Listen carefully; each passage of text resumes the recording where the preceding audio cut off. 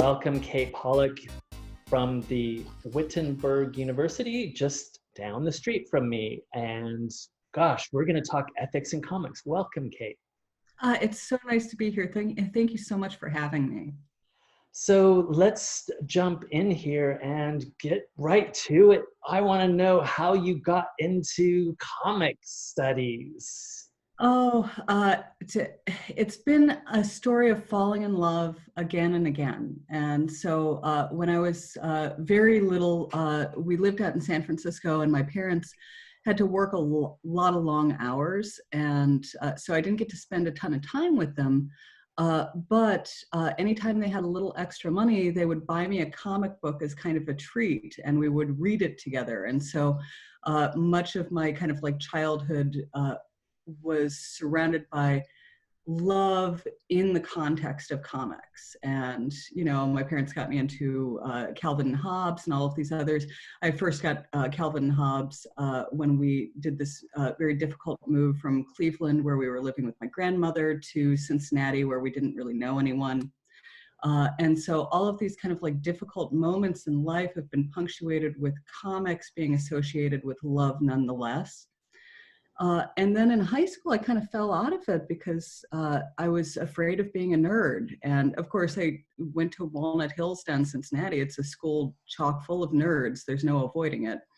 But I got back into comics in college through a boyfriend who just happened to have like the entire run of Hellblazer. And I hadn't read Hellblazer more than like one issue or something like that from back in high school, and I just burned through all of it in the space of a couple of weeks. I did nothing else. I should have been doing schoolwork, but you know, whatever.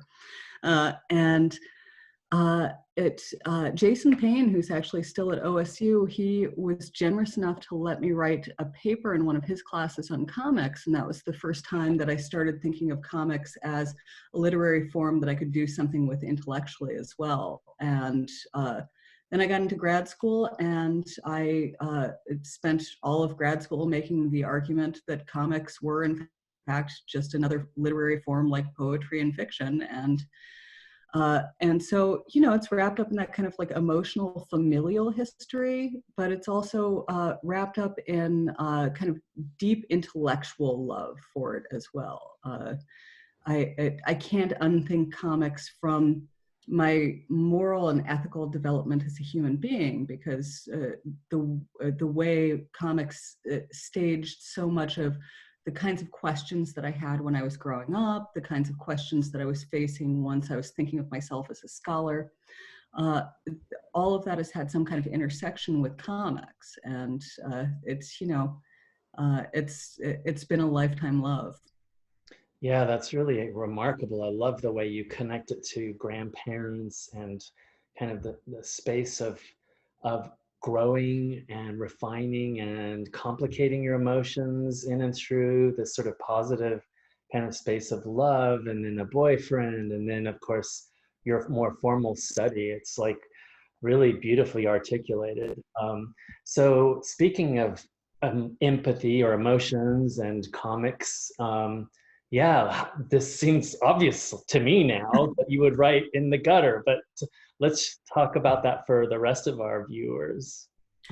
So Ethics in the Gutter started actually with an intellectual project that began in my master's degree. And specifically, it started with a very, very rough and very, very early version of what became the 5th chapter on Hellblazer. And it's a one-shot comic, part of like a triptych, like 3-part kind of travel narrative of John Constantine trying to find information about this shadow dog that is apparently hearkening the apocalypse. But I was fascinated with this particular comic because the Tasmanian Aborigine ghost woman says essentially directly to him that she answered his questions, but it's the implication there is that he didn't ask the right questions, and he's just been on this journey where he's seeking to empathize with Tasmanian Aborigines. He's trying to dream walk with them, with their dead spirits. And he winds up in the dream of the dead British soldiers who committed hundreds and hundreds of atrocities against them instead. And so it's clear that he hasn't quite gotten the picture from his desire to empathize with them, that he's in fact failed to understand how to interact with the Tasmanian Aborigines, and so isn't going to ask the right questions to get the information he needs. And so that kind of started me on this path of, okay, well, what is it to kind of empathize with someone who's in this really distinct cultural moment that you might not be able to bridge that gap? What are the kinds of questions that you need to ask? What is this comic commenting on about how we try to feel our way into our shared humanity, but sometimes fail with that in part by essentially doing what we do when we over-anthropomorphize in the context of like the animal world. We don't recognize that the difference itself, the differences in those experiences, have to be plumbed as well. And so there's some danger in empathizing, in it cutting you off from the ways in which different people experience things in different ways, simply through embodied truths. But also there's danger in who you wind up empathizing with, because after all, his kind of getting lumped into that dream of the dead British soldiers is ultimately saying, oh no, you're more similar to the perpetrators in this regard than the victims, and you failed to recognize that. And that started me kind of on this project, and I kind of put the paper aside for many years and went through and wrote about comics in a number of different classes and started writing articles and so on. Most of my work's been on Lucifer. I actually have a new another article coming out on Lucifer pretty soon, and is kind of similarly exploring how empathy is staged in comics. And on one hand, that's a plot element, like that's something that you could do in fiction or in nonfiction as well. But what started to dawn on me as I was teaching a Holocaust literature class with my mentor, Gary Weissman, down at University of Cincinnati, is that students started to engage more carefully with their empathetic reactions once they hit Maus. When we were reading like survivor narratives in kind of traditional form, very often they were saying like, oh, now I've walked a mile in their shoes. And it's like, no, whoa, let's not go there. But once they got to Maus, they were so aware from the staging of the comic, from the structure itself, that they were not inhabiting that same mental space as Vladek and Artie in the comic. That I was like, oh, that's starting to bring it together, because it's partially about point of view, it's partially about the way the panels are arranged and how you take that in as a viewer. I could go on about this for quite a while, though. No, that's great. I love it. The gutter, tell me why the gutter is so important to this particular work. So first off, when we think about the gutter, we tend to think of the actual like literal margin between comics, but I think of the gutter in a slightly more metaphorical way, where it's more the fact of two distinct images being conjoined. And so like there might not be like a literal margin there by which you're kind of jumping between panels, but rather maybe a frame, or there are other kind of implications. There are lots of implied gutters. And that process of imaginative joining, which can only take place after you've kind of taken in more of the page, is this wonderful imaginative process where you're collaborating with the creators, and that makes you, as Scott McCloud, of course, said in his own discussion of the gutter, it makes you complicit in the actions, but it also creates this space for potentially self-reflection, because it's not just how you imagine these things together, but why you're imagining them in the ways that you are, and what that says about your own positionality, when you're paying attention to how you can conjoin those images, what that says about your relationship to the material that's being presented and the characters. And the gutter, as this kind of like metaphorical collaborative space, symbolized something important to me about how we reach across these kind of emotional boundaries, and in terms of empathy, sometimes to beneficial ends, but sometimes in really problematic ways as well. And also the way in which we're trying to negotiate our own kind of like ethical and moral compasses, to figure out how a story should be told. And so that the gutter becomes this staging ground for a series of really difficult negotiations on a couple of different psychological levels. And I think it has a profound impact even when it's not kind of literally physically there on the page. It's part of what comics are. I mean, it was even there back with Hogarth. The wall itself becomes the gutter.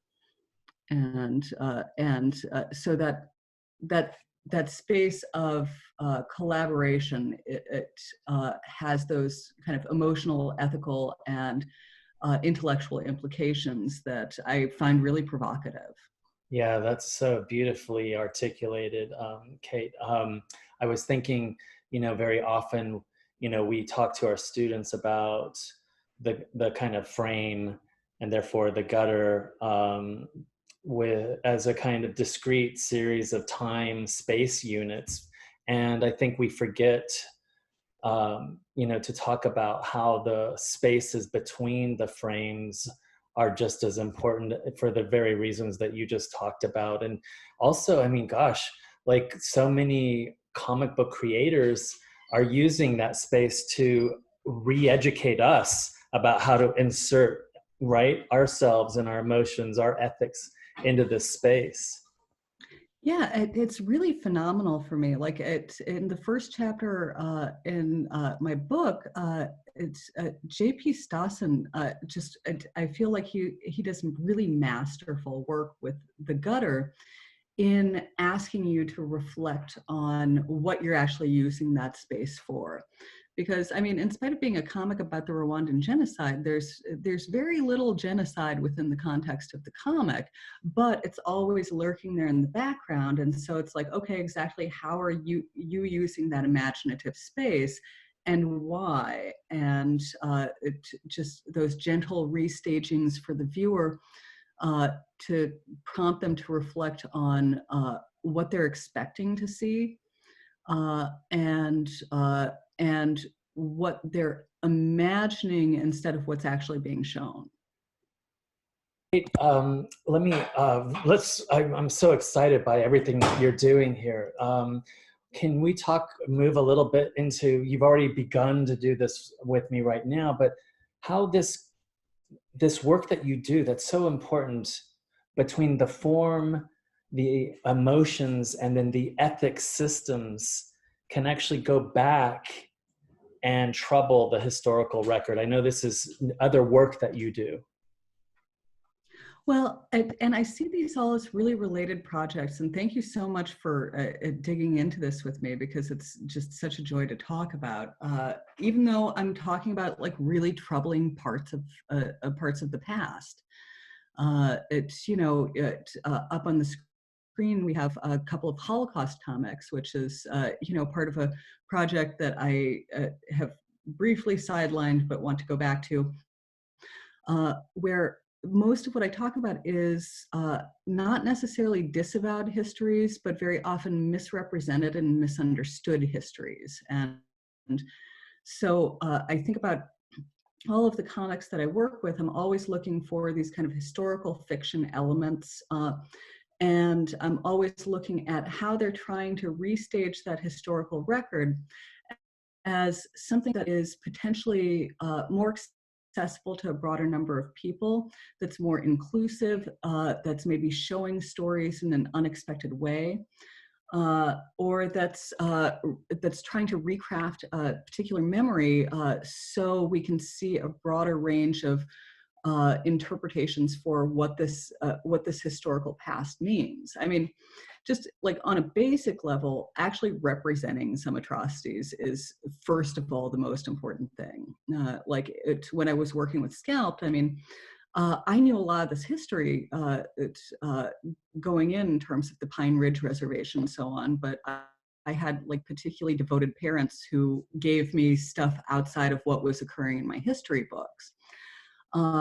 But just the fact of representation isn't enough in itself. It's how you're representing it. It's how you're creating it. It's whose story is getting represented at the expense of whom's. And I just see this wonderful prospect in so many comics of comics creators, comics writers, and artists taking that opportunity of writing this kind of popular form really seriously by educating their readership about lesser known issues. Matt Johnson's Incognegro is one of my favorites too. And you know, I had no idea about the story of Walter White, former head of the NAACP, before coming across that comic. And it not only staged the story in a really interesting fictionalized way, but also prompted a lot of people to do research beyond that and to kind of return to not only what they know about history, but to start questioning what they don't know about history.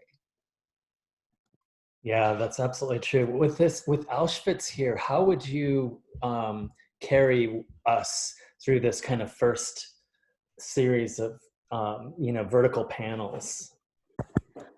Oh, that's an interesting question. When you're considering Auschwitz, there's so many interesting kind of versions of representations. And I was really taken with this visual representation in part because the perspective is staged as you're approaching, but suddenly you're also given this aerial perspective at the end that almost contradicts what I think Croce's purpose was in not fully kind of immersing you in that space of victimhood throughout, where we have a number of scenes kind of elsewhere in the comic where he's trying to kind of immerse you fully in that space of the Holocaust victim, not a survivor, but those who were annihilated. But in this space, we get this kind of like elevated view that almost tends to propel us to some extent outside of this experiential platform that he's creating. And his art's so beautiful and so rich, and his environments are so well developed that I always think of them as kind of full-on sensory experience. So I'm always wondering about his use of point of view in that, because sometimes you're right in the thick of things, and sometimes he propels you out, and I'm not always sure why he does that. Well, yeah, it's beautiful, right? And it's also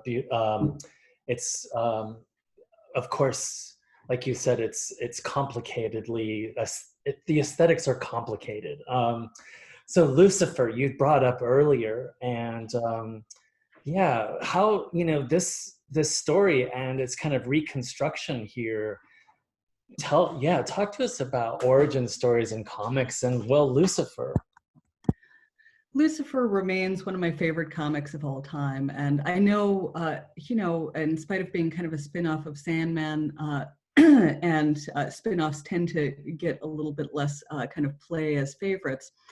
It always captured a certain magic for me in just the possibility of so many creation myths. And to kind of follow back from what we were just talking about with Auschwitz, the The manufacture of inaccessible physical spaces is, to me, one of the kind of like most fascinating things about comics worlds. And then the demand to get us to re-envision the space that we're living in. And I was so glad that you included this particular panel because that way that this retelling that we have here, where the Bible tells us that that story in terms of time, one thing after another. First there was darkness, then there was light. Your people remember it differently.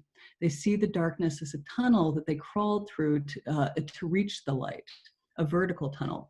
And so part of what you're seeing there is this play between that spatio-temporal aspect of comics playing out in this reimagining of our kind of origin story, our generalized kind of shared cultural origin stories, and the tension between what it means to tell the story in one way versus to tell it in another, because after all, it doesn't say your people tell a different story. It says your people remember it differently. So it's less about who is correct and incorrect, but more about which parts of that story were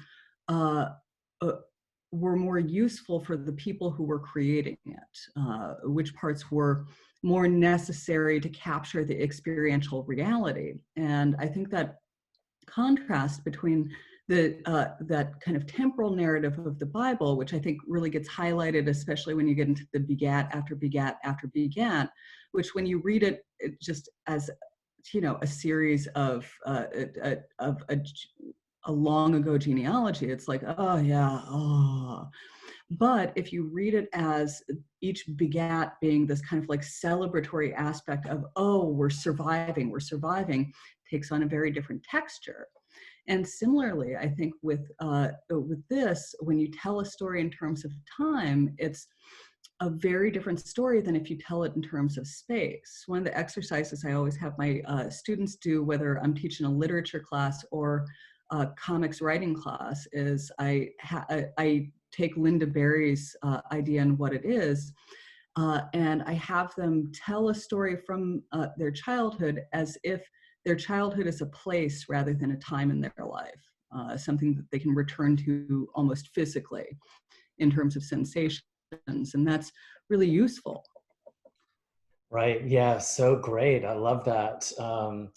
Kind of anchoring our students in the spatiality of experience instead of just temporal flow, right? Yeah. It's what comics do so beautifully. They ask us to pause, right? And to root and to anchor in these kind of spatialized moments. Speaking of teaching, so, well, you just shared a technique of yours. Is there a kind of a Kate trademark in the classroom for teaching comics? I do. All of my classrooms, no matter what I'm teaching at any point, need to have a sense of play. And one of my very traditional assignments is whatever we're working on, you have the option of we do journals. So like I have students do lots of journaling, and those journals all have to take different forms, so they're not like doing a close reading of this book, then doing a close reading of that book. They have to engage differently. And so in a literature classroom, sometimes I ask students to stage a comic version of a particular scene that they have in a novel, and to see how spatializing that changes the way that that you take in the representation. But it really depends on the classroom. With when I'm teaching specific comics, one of my biggest trademarks is I make them, if it's their first encounter with comics, if it's like a younger literature class or something like that, I have them read it. And then I go through a whole litany of details that they will have missed because they're not quite sure how to read it. And then I have them read it again to return to that space and pay more attention to what's going on in the images, because they're so used to, in literature classes, just paying attention to the words, that very often they're not fully engaged. Even if I prep them, they're not fully engaged with that other kind of level of communication that comics have. And so like there was I teach a women in literature course called Lost in the Funhouse Mirror.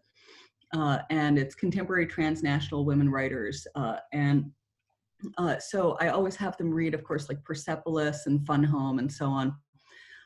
And Fun Home, I tend to do that pretty early on because it's so visually rich, but so deceptive in its visual richness that it teaches them a very good lesson about how to manifest those details very early on. We do like close reading assignments with individual panels or pages. My intro to the English major students are actually doing that literally as we speak over the next couple days on their discussion boards, where I assign 2 pages and they have to break down panel to panel transitions. They have to break down different points of view that are staged. They have to break down what kinds of things they're thinking about to attach to panels in terms of the gutter, and then overall how things are staged on the page in relation to each other. And that's a really effective tool for making them slow down a little so they're not just burning through everything, and getting them to focus in on how those little details really change meaning. One of my favorite pages to do this with is it's in Mouse, that horrific moment where the Nazi officer is swinging the child against the wall.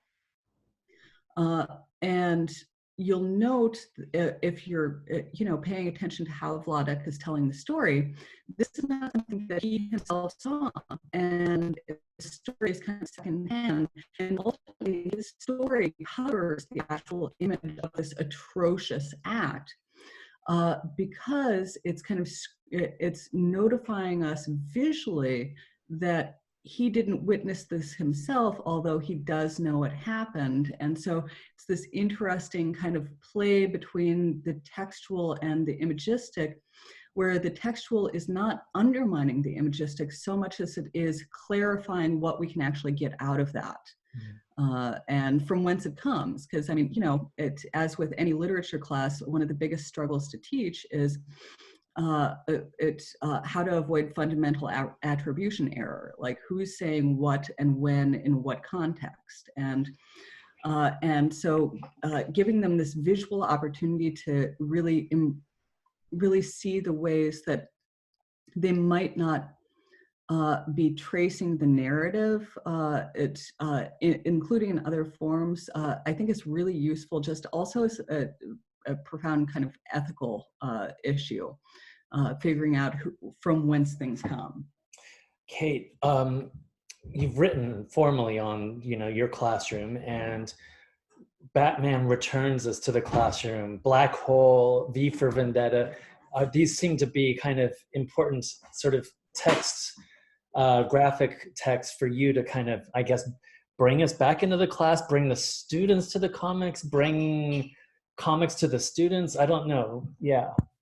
Oh God, and all of them are so fun in different ways. I mean, Batman Returns is such a great meditation on media, and so much of it kind of occurs in the background, and people, once I start highlighting, okay, which of these panels is staged as a television show versus which of these is staged as a comic panel? Why do you take those in differently? How is just the shape of the panel cueing you into not only a different way of reading the panel itself, but almost a different way of thinking through the content? Because I talk a lot about our temporal relationship to different kind of texts, especially with, film and television, where, I just start with the idea of how long does it take you to watch an hour and a half television show? And, students think I'm trying to trick them, but, the answer is the exact same for all of you. Whereas for a comic, like it takes everyone a different amount of time, and that change in temporality changes your relationship. But when you get that kind of television screen as a cue, you start to take things in more as if they are this kind of like television aspect, which I think problematizes some of what's going on in those panels in really interesting ways. Wow, your classroom, I can't believe it. It sounds so exciting to me. I want to be in your classroom, Kate. So you don't just teach this, you don't just read comics and sort of delight in the joy and pains of comics, but you create them. Can you take us a little bit on that journey? Yeah, so I've been doing comics since I was a kid. I had a long-run series called The Pencil People. Once again, this is not published by anyone except my parents, and every once in a while in like an elementary school newspaper. But just kind of like familial antics and so on. And then I kind of discarded it later on, kind of really to my detriment in high school. I wish I had pursued it much more when I was in like studio art classes and so on. But I started returning to actually creating comics as almost a journaling means and a way of focusing in on particular events and sorting through them intellectually. So I started doing autobiographical comics probably about 10 years ago, and I don't like really send them out. I mostly draw them for myself. I do comics to kind of mark significant things that have occurred in my life. And I also do, every New Year's, I do a resolutions comic. And that always draws from whatever comics are kind of intersecting with the troubles that I'm facing at that particular period. So I can sit down and kind of think through, okay, what is it that I really need to sort through? Because the process of creating a comics page is really different than writing a page. And like, I'm a poet, I've grown up as a poet. You know, I've done some very bad fiction short stories in my time, but comics makes you enter this certain meditative space because you're moving back and forth between those two registers of communication. And the page that's up here, and I'm sorry it's just in pencil, I don't want to ink until I really have a good handle on how I want to ink it. This is from a graphic novel that I've been planning for 7 or 8 years called Top Heavy, which is about essentially growing up as a teenage girl in the 1990s with big breasts and going through lots and lots of difficulties with that, and then finally eventually getting a breast reduction. And so it's a story kind of teen girlhood. And it's, when I initially envisioned it kind of as my story and this story of this complicated relationship with my body. And it's still that, but it's become a much broader story about like more complications with other people, how other people were relating to their own bodies, how our bodies betray us. It's how we don't feel we own our bodies, how we're made to not feel we own our bodies. And so I'm using kind of different vignettes from adolescence and then kind of early adulthood to illustrate the ways that that self-representation is to some extent outside of our own control, and the kind of complications that that induces with our own relationships with our identity, how that complicates notions of things like agency. And so those are kind of the philosophical questions that are going on, but I'm also having a lot of fun, like, you know, I just did a scene at a high school dance that had gone rather alarmingly feral, I think is the word, alarmingly feral.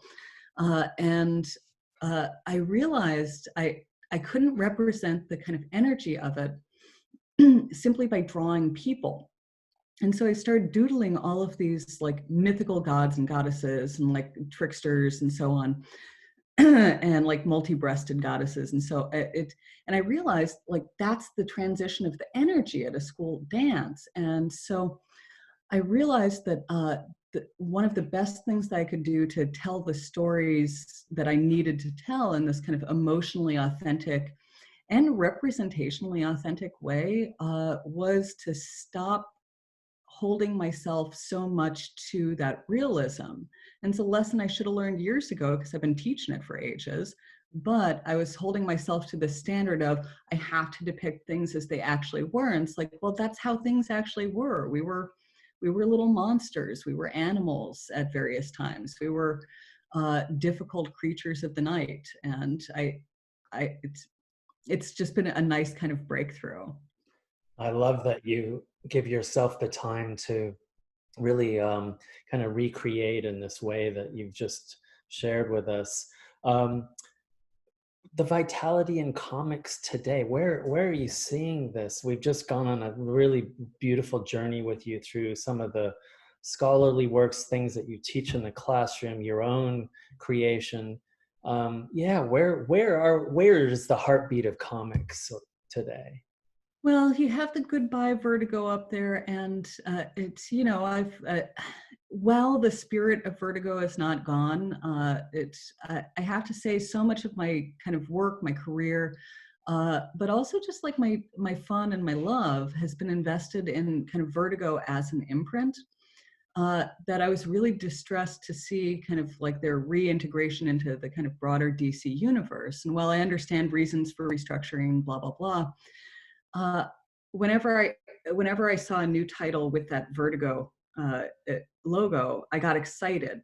And I'm starting to get the same excitement from a lot of the things that are coming out of Image, because they have some of that same kind of spirit of the combination of fantasy and sci-fi with very realistic and kind of practical issues. And they have the same, some of the same artists working for them, some of the same writers with similar sensibilities about both the pedagogical and the like fantastical entertainment value of comics as a form, so nicely blended. But also, this is a great time for independent creators. When independent creators are given support and can eke out the time to actually do some of those creations. I mean, Tales from La Vida is a really wonderful example of that, I think, because we have all of these people who are kind of going it alone and often without like a ton of support from like a publisher or an editor and so on, but are still managing to create these wonderful kind of reflective stories that offer so much to a lot of our discussions and are able to provide like other places for connection. And so I think there's a tension that other scholars are working on much more cogently than I can kind of encapsulate in this, between that spirit of independence among the independent creators and the kind of creativity that can be fostered when you have some money behind you that's provided by the publishing companies. And so I wish we could give the independent creators more money, and I wish we could give the publishing companies, I wish we could make the publishing companies have fewer rules. So I'm excited about a lot of different aspects of comics, but honestly, it's one of the things that I'm having trouble figuring out where to start, because we all have limited funds, and I want to support our shop owners, our creators, everyone working in the industry as much as I can. And I sometimes find myself in that moral quandary, like, how do I best do that? Where do I best direct the amount of money that I have to honor the kinds of magic that these people are creating in my life? Yeah, absolutely. I wish in an ideal utopia that in fact exists, we see it in Europe with different countries, that actually the arts, comics, graphic novels, literature would be fully, deeply subvented and supported by, right, at the kind of federal level, so that you know, we weren't living on Kickstarters and, you know, you and I worrying about making sure that the comic book stores stay open. But gosh, you know, Kate, thank you. This has been really remarkable for sharing. Thank you for sharing your journey with us. I've learned so much. I know our listeners and viewers are going to learn so much. Thank you so much for having me. I really appreciate this conversation. And can I just give a quick shout out to Superfly, my local comic store, and Tony, who has been, Tony has kept me going. He's been really wonderful support through the years, in addition to, running a wonderful shop and just being a friend. We need those comic book shops. We need those, you know, editors like at Image that are, you know, out there putting, you know, taking so-called risks, even though we know they're not risks, in ways that you'll never see the big two or even Scholastic do. So yeah, I'm so glad you gave a big shout out to your local comic book shop, and thank you also for the shout out to Tales from La Vida. So good. I was just so well. For me, very briefly, it was just it was profoundly useful because I'm so interested in transnational writing in general and women's transnational writing, and I don't because it's, you know, this is something that I'm painfully aware is something that I don't represent enough, and so this just, oh, I'm so happy to have this as both something I can use in class and as a resource for further reading, so I can make this blind spot less blind. Thank you, Kate.